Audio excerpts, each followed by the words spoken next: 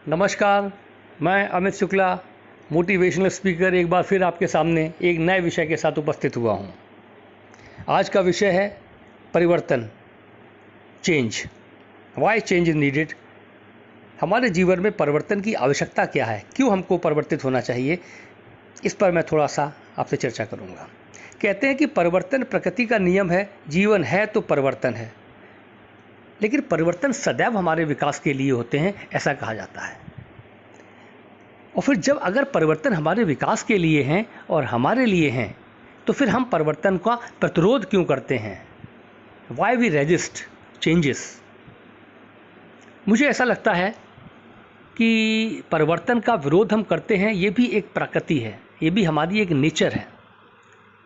जैसे न्यूटन ने, मैं बताऊं आपको, न्यूटन ने एक फिजिक्स का नियम प्रतिपादित किया, उसको कहते हैं लॉ ऑफ इनर्शिया, जड़त्व का नियम। उस जड़त्व का नियम ये बतलाता है हमको कि कोई भी चीज़ इस संसार में जिस स्थिति में है वह उसी स्थिति में बनी रहना चाहती है। अगर वो मोशन में है तो वो मोशन में बनी रहना चाहती है, और अगर वो स्टेबल है, रुकी हुई है, तो वो रुकी रहना चाहती है, जब तक कि कोई एक्सटर्नल फोर्स ना लगाया जाए। ठीक ऐसे ही लॉ ऑफ इनर्शिया हमारे ऊपर भी लागू होता है। मैं आपको एक बात और बताऊं, कोई भी नियम, किसी भी फील्ड का नियम हो, हर जगह लागू होता है। प्रकृति के हर क्षेत्र पर हर जगह लागू होता है। नियम होता है। फिजिक्स का ये नियम ह्यूमन साइकोलॉजी, ह्यूमन बिहेवियर और हमारी मानसिकता, हमारे ऊपर भी लागू होता है। इसी लॉ ऑफ इनर्शिया की वजह से हम भी जिस स्थिति में हैं, हम उसी स्थिति में बने रहना चाहते हैं। हम नहीं चाहते कि हमको अपनी स्थिति बदलनी पड़े। जो जैसा चल रहा है वो बेहतर चल रहा है, हम उसको बदलना नहीं चाहते। तो लॉ ऑफ इनर्शिया की वजह से हम भी चेंजेस को रजिस्ट करते हैं। लेकिन हमें चेंजेस का विरोध नहीं करना चाहिए। चेंजेस हमारे बेटरमेंट के लिए होते हैं, हमारे डेवलपमेंट के लिए होते हैं। कभी भी जीवन में ऐसी तमाम परिस्थितियाँ आती हैं कि जब हमको लगता है कि अब हमारे सामने ये हम दोराहे पे खड़े हैं, अब हमको यहाँ पर बदलना चाहिए। हम भयभीत हो जाते हैं, डर जाते हैं, उससे बचने का प्रयास करते हैं, लेकिन हमको ऐसा नहीं करना चाहिए। सदैव जब मोड़ आता है तो नया व्यू दिखता है, नया रास्ता दिखता है। एक मैं आपको छोटी सी कहानी मैं यहाँ पर सुनाना चाहता हूँ, जो चेंजेस के बारे में हमको बड़ी शिक्षा देती है। कहते हैं कि बाज जो है उसकी आयु लगभग 70 साल होती है। उसकी जितनी भी स्पेसीज और हैं, चील, गिद्ध वगैरह वगैरह, उन सब में वह सबसे ज़्यादा जीवित रहता है। लेकिन 40 साल की आयु तक आते आते बाज एक ऐसी स्थिति पर आके खड़ा हो जाता है जहाँ पर उसे एक बड़ा कठिन निर्णय लेना होता है। एक बड़ा चेंज उसकी लाइफ में आता है।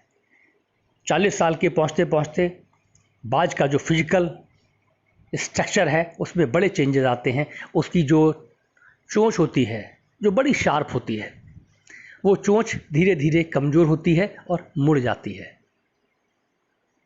उसके पैर के पंजे, जिनसे वो बड़े से बड़ा अपना शिकार, अपने वजन के बराबर का शिकार पकड़कर उड़ जाता है, वो पंजे, उसके नाखून वो कमज़ोर हो जाते हैं। उसके पंख जो उसे ऊंचाइयों पर उड़ाते हैं इतने भारी हो जाते हैं, इतने थिक हो जाते हैं, उसकी स्किन से चिपक जाते हैं कि वो उड़ने में अब सहायता नहीं करते बल्कि प्रतिरोध उत्पन्न करते हैं। इस स्थिति में 40 साल की एज पर पहुंचने के बाद उस ईगल के सामने सिर्फ 2 ऑप्शन होते हैं। पहला ऑप्शन ये कि वो इसी तरह से और कुछ दिन जिए और अपने प्राणों को त्याग दे। दूसरा ऑप्शन, जो कि एक कठोर निर्णय होता है, 150 दिन का एक प्रोसेस जो उसको दोबारा से पुनर्जीवित करता है, वह चुने। इस मौके पर पहुंचकर ईगल उस 150 दिन के कठोर प्रोसेस वाले निर्णय को चुनता है और इस दौरान वह एक ऊंची चट्टान पर जाकर बैठता है, वहां पर घोंसला बनाकर एकांत में रहता है, सुरक्षा को देखते हुए। वह पत्थर पर अपनी चोंच को लगातार मारता रहता है। कहते हैं कि चोंच उसकी लहूलुहान हो जाती है और धीरे धीरे वो टूटकर गिर जाती है। जब चोंच टूटकर गिर जाती है तो बाय नेचर प्रकृति की ओर से उसको नई चोंच प्रदान की जाती है, फिर से चोंच उगनी चालू हो जाती है। ये बात आप ध्यान रखो हमेशा कि जब पुरानी चीज़ आपसे ली जाएगी तभी आपको नई चीज़ दी जाएगी। पुराने को छोड़ने में मोह ना करें, जब पुराना छोड़ेंगे तभी नया मिलेगा।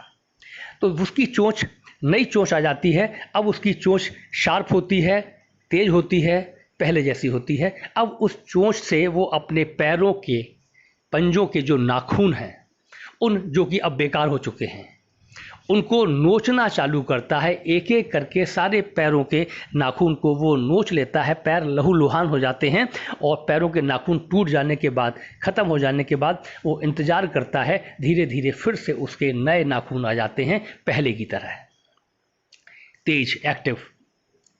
अब वो उन पैरों के नाखून से, पंजों से अपने फेदर, जो उसके हैवी पंख थे, जो उसकी स्किन के साथ चिपक गए थे, उड़ने में बाधक थे, उनको नोचना चालू करता है। धीरे धीरे धीरे धीरे वो सारे पंखों को नोच लेता है और एक ऐसी स्थिति में आ जाता है इस दौरान कि जब वह उड़ नहीं सकता, उसके पंख नहीं होते। अब वो वहाँ बैठकर इंतज़ार करता है। धीरे धीरे पंख आने चालू होते हैं और जब उसके पंख आ जाते हैं तब वह फिर से उसी तरीके का जीवन 30 साल तक और जीता है। इस पूरे 150 दिन यानी कि 5 महीने के इस कठोर प्रोसेस में, जबकि वो चोंच तोड़ता है, पंख नोचता है, पंजों के नाखून नोचता है और फिर से नया आ जाता है। अब वो उसके 30 साल का जो बचा हुआ जीवन है वह उसी तरह से जीता है जिस तरह से उसने अपना पुराना जीवन जिया था। प्रश्न और देखने वाली बात यहाँ पर यह है कि अगर 40 साल की एज पर जो उसने 150 दिन का जो ये परिवर्तन का दौर जो इसने यहाँ पर चुना, कठोर, दुखदाई, कष्टदायी, अगर वो ना चुनता तो उसको वो 30 साल का आनंदमय जीवन उसे नहीं मिलता। इसलिए जब भी जीवन के किसी मौके पर हमको चेंज, परिवर्तन कुछ मिले तो समझ लो कि ये हमारे बेटरमेंट के लिए है, हमें उससे भागना नहीं चाहिए। शायद वो परिवर्तन थोड़ा सा कठोर भी हो, लेकिन फिर भी हमको नहीं भागना चाहिए। हम अवश्य लॉ ऑफ इनर्शिया की वजह से अपने को चेंज करना नहीं चाहते, लेकिन एक बात और देखिए, लॉ ऑफ इनर्शिया ये भी तो कहता है कि जब आप दूसरी परिस्थिति में पहुंच जाएंगे, परिवर्तित परिस्थिति में पहुंच जाएंगे, तो वहाँ भी धीरे धीरे फिर आपको अच्छा लगने लगेगा, फिर उस चीज़ से भी आप वहाँ पर बंध जाएंगे, फिर आप उस परिस्थिति को भी छोड़ना नहीं चाहेंगे। बाज ने जो प्रोसेस 150 दिन का लिया, उससे आप देखो उसको नया जीवन मिला और उसको आगे उसने जो जीवन जिया 30 साल का, वो उस जीवन से भी बेहतर था। एक और बात, रामचरितमानस में एक छोटा सा प्रसंग आता है कि राजा दशरथ ने रामचंद्र जी को युवराज से राजा बनाने का निर्णय लिया और उसी रात कैकेयी ने राजा दशरथ से 2 वरदान मांगे और कहा कि रामचंद्र जी को 14 वर्ष का वनवास।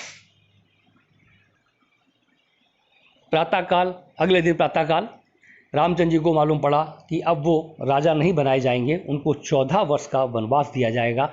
यह दिन उनके जीवन का ट्रिमेंडस चेंज का दिन था। उनके जीवन में बहुत बड़ा परिवर्तन आ गया। कहाँ वो राजा बनने वाले थे, कहाँ अब वह 14 दिन वनवास के लिए जाएंगे। लेकिन रामचंद्र जी ने उस आदेश को, उस परिवर्तन को उत्साह के साथ लिया। रामचरितमानस में आता है कि उन्होंने बहुत उत्साह और आनंद के साथ लिया। उन्होंने कहा कि मुझे इस बात की बेहद खुशी और प्रसन्नता है कि मैं अपने पिता के वचन को निर्वाह करने के लिए 14 वर्ष तक वनवास में रहूँगा।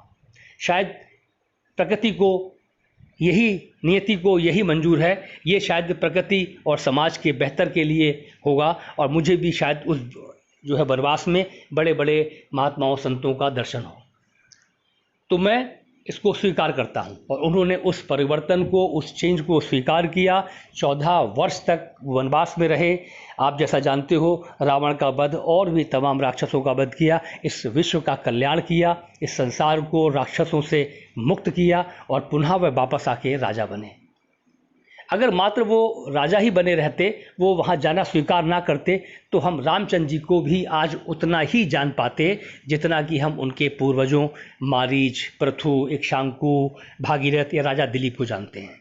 लेकिन आज उन्होंने जो जीवन चुना, उस जीवन को चुनने के कारण आज पूरे संसार में रामचंद्र जी की महिमा और उनके बारे में हम लोग एक एक बच्चा बेहतर तरीके से जानता है, उनके गुणगान करता है, उनके सरीखे बनना चाहते हैं। हमें यही शिक्षा मिलती है कि हम लोग अपने से बड़े जो हमारे पूजनीय देवी देवता महापुरुष हैं, उनसे सीखना चाहिए कि परिवर्तन को किस तरीके से लेना चाहिए।